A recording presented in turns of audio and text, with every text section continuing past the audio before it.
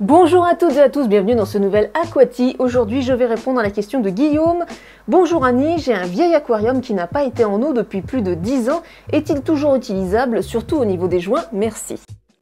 Alors on ne peut jamais être sûr à 100% qu'un aquarium qui n'a pas été utilisé pendant plusieurs années soit opérationnel, qu'il n'y ait pas un éventuel problème au niveau des joints, une petite fuite, etc.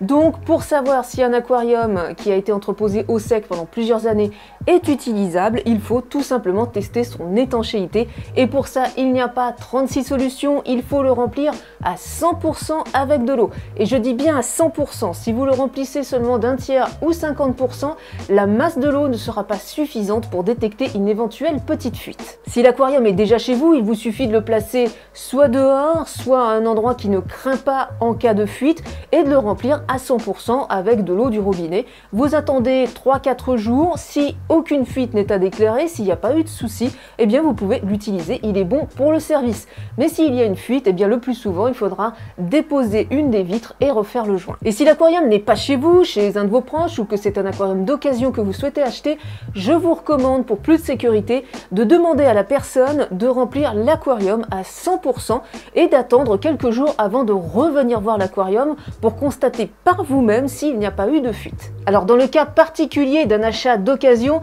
il se peut que des personnes refusent tout simplement de mettre l'aquarium en eau et vont vous dire c'est à prendre ou à laisser.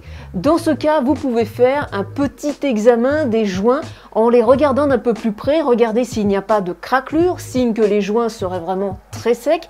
Touchez également les joints de l'aquarium pour voir si le silicone est resté souple. S'il est souple, tout va bien. Si par contre vous constatez que c'est un peu dur, là c'est que les joints ont séché, je vous recommande pas d'accepter la transaction. Mais même de cette façon, en inspectant les joints, même si le joint silicone vous semble souple et bien caoutchouteux, qu'il ne semble pas sec, il se peut quand même qu'il y ait une petite fuite quelque part, surtout si l'aquarium ne vous appartenait pas, vous n'êtes jamais certain qu'il n'y a pas une fuite.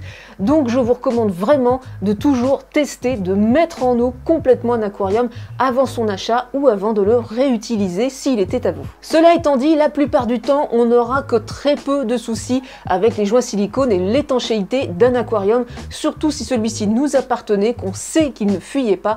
En règle générale, vous pouvez les laisser jusqu'à 10-15 ans au sec et vous pourrez les réutiliser sans trop de soucis.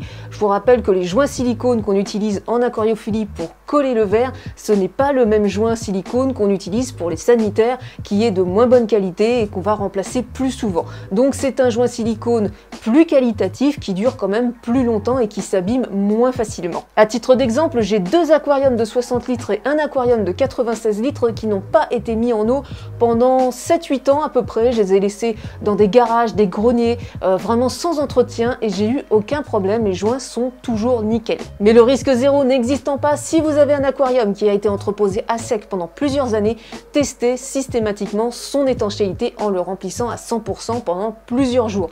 Ça serait quand même bête de vous rendre compte que vous avez un aquarium qui fuit une fois qu'il est en place dans votre salon avec les décorations, le sol rempli, planté, etc. Parce que là, il n'y a pas 36 solutions. Si vous avez un aquarium qui fuit, il faut tout enlever, tout vider, refaire les joints ou acheter un autre aquarium. Donc prémunissez-vous de ces petits tracas en faisant une vérification systématique. Voilà, donc je vous recommande la méfiance, surtout avec des aquariums d'occasion dont vous ne connaissez rien. Et voilà pour ce nouvel épisode d'Aquati, j'espère que cette série de petites vidéos vous plaît. Si c'est le cas, n'hésitez pas à mettre un petit pouce bleu, ça m'encourage. Vous pouvez aussi vous abonner à la chaîne, j'ai déjà fait des centaines de vidéos sur l'aquariophilie, mais il y en a encore plein d'autres à venir. Et puis moi je vous dis à très bientôt pour une nouvelle vidéo. Bye bye!